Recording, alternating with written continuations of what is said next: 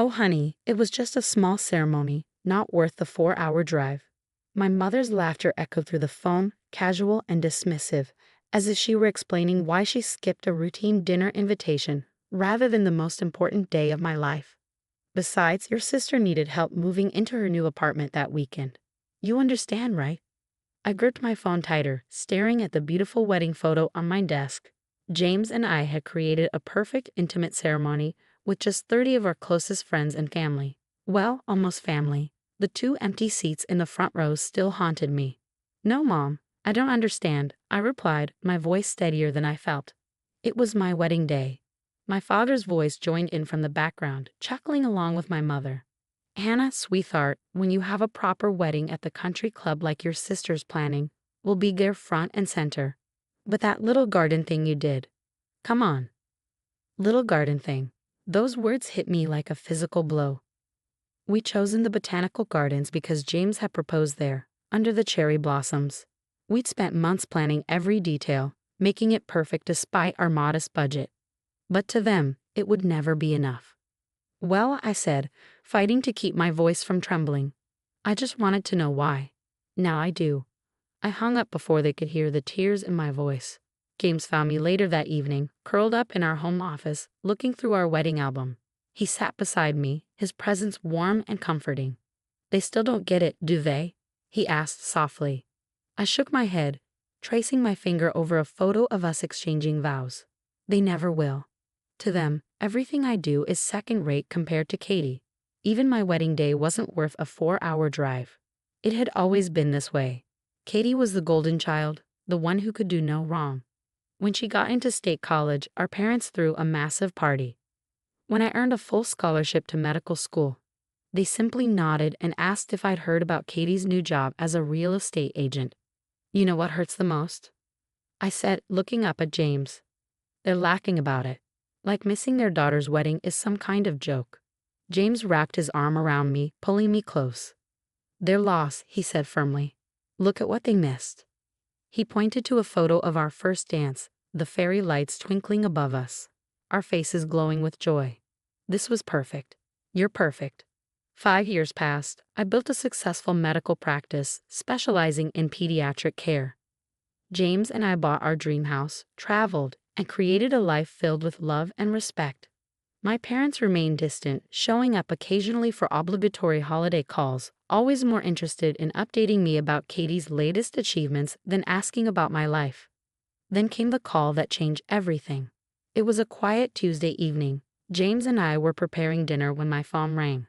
Seeing my father's number, I almost let it go to voicemail, but something in me made me answer. Anna? His voice was different, shaky, desperate. We need your help. I stirred the pasta sauce slowly, remembering their laughter from 5 years ago. Oh, it's bad. The investment. Everything's gone.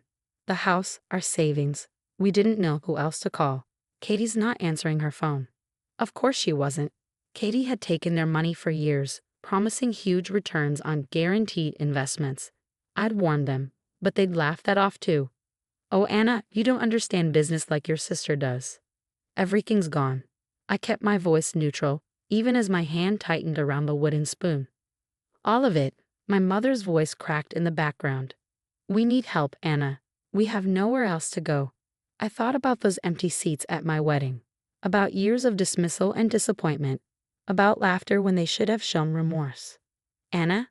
My father prompted when I remained silent. Please, we're your parents. James caught my eye across the kitchen, raising an eyebrow in silent question. I took a deep breath, a small, ironic smile playing at my lips. Oh, I said, my voice light and casual, exactly the way my mother's had been 5 years ago. I don't know. Coming to help you. It's a 4-hour drive. Not sure if it's worth the trip. The silence on the other end was deafening.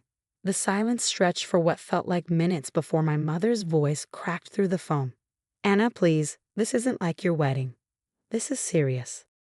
There it was. The confirmation that to them, my wedding day hadn't been serious. Just another event they could dismiss, another moment they could laugh off. You're right, Mom, I replied, my voice steady. This isn't like my wedding. This is about money, and suddenly, I'm worth the call. James moved closer, resting his hand on my shoulder in silent support.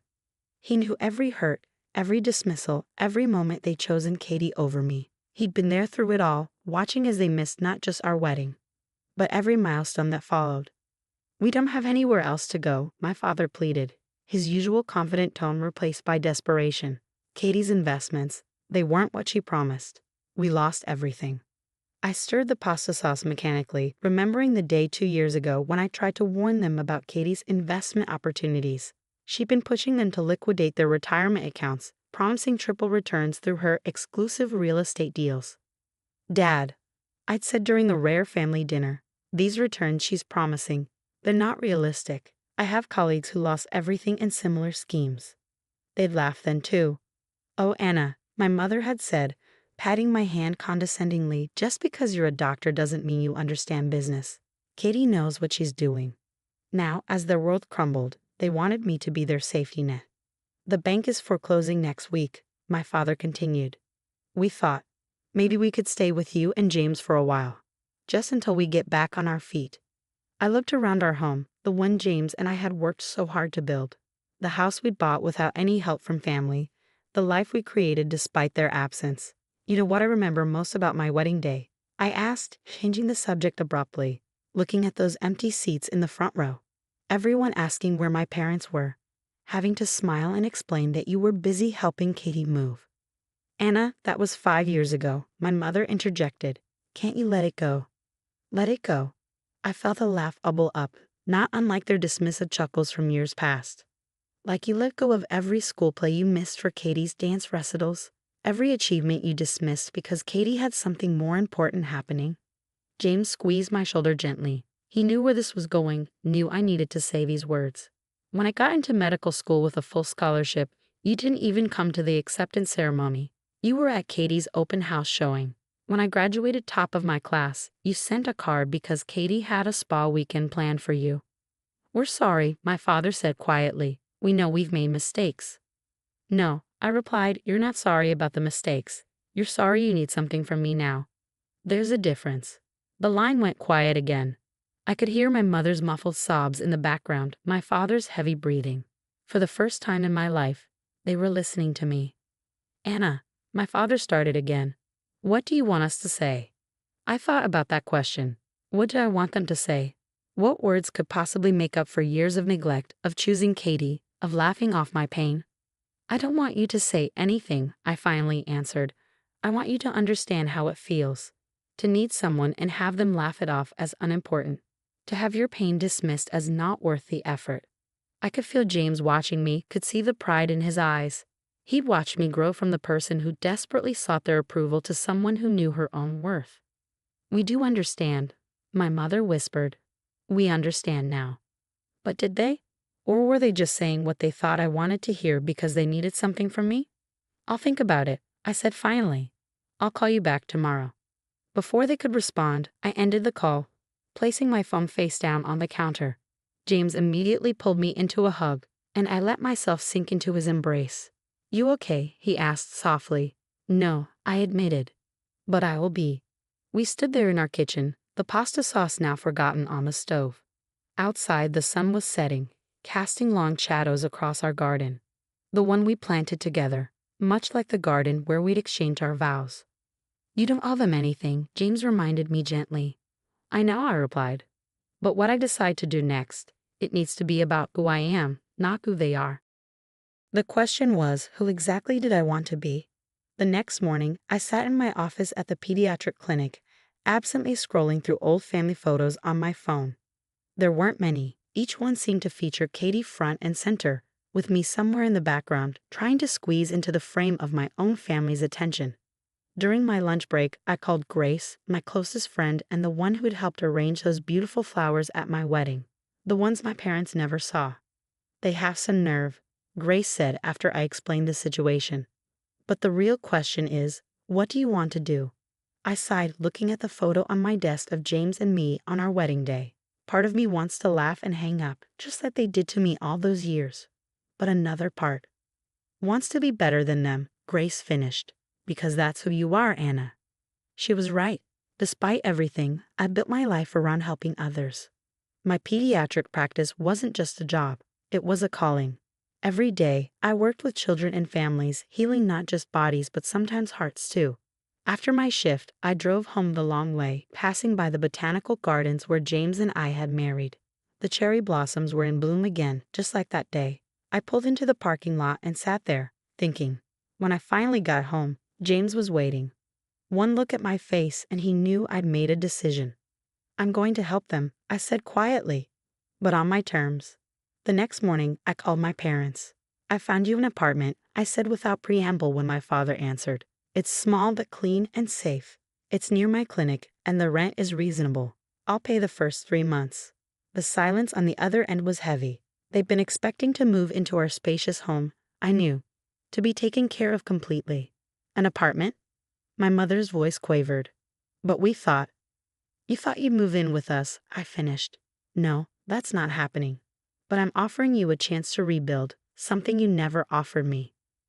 How are we supposed to afford rent after 3 months? My father asked, his voice tight. The clinic where I work needs administrative staff. It's not glamorous, and it's not the country club life you're used to, but it's honest work. Both positions are yours if you want them. More silence. I could almost hear them processing this. The successful daughter they'd dismissed for years was now offering them a lifeline, but not the one they'd expected. Why? My father finally asked. Why help us at all? I thought about Grace's words about being better than them. Because I want you to understand something. Success isn't about fancy houses or country club memberships. It's about building something real, something meaningful. That's what my little garden wedding was about. That's what my whole life has been about. I heard my mother's sharp intake of breath. Anna. The apartment is available next week, I continued. The jobs start the Monday after. Take them or don't. It's your choice. But this is the only offer I'm making. That weekend, James and I drove to their soon-to-be foreclosed house to help them pack.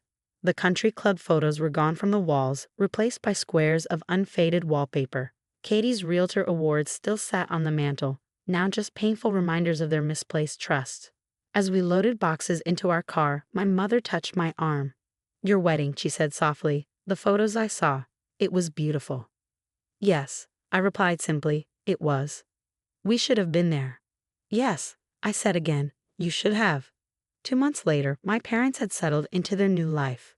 The adjustment wasn't easy. I often heard my mother on her breaks at the clinic, crying in the bathroom. My father's hands, unused to filing and organizing, developed paper cuts and calluses. But slowly, something changed. They started seeing patients differently, not as social connections or status symbols, but as people. They watched me work, finally understanding what I built. The laughter I heard from them now was different, humbler, warmer, real. One evening, they invited James and me to dinner at their small apartment. No crystal glasses or fine china, just takeout containers and paper plates. On their wall hung a single photo, our wedding picture, the one that had sat on my desk all these years. We don't deserve your help, my father said, looking at the photo. We know that now. No, I agree, you don't. But this isn't about what you deserve. It's about who I choose to be. My mother wiped her eyes. We're proud of you, Anna. We should have said that years ago. I looked at James, who smiled and squeezed my hand. Then I looked at my parents, really looked at them. They were changed, humbled, but also more human than they'd ever been. I know, I said softly. Better late than never. And this time, when laughter filled the room, it was genuine, shared, and healing.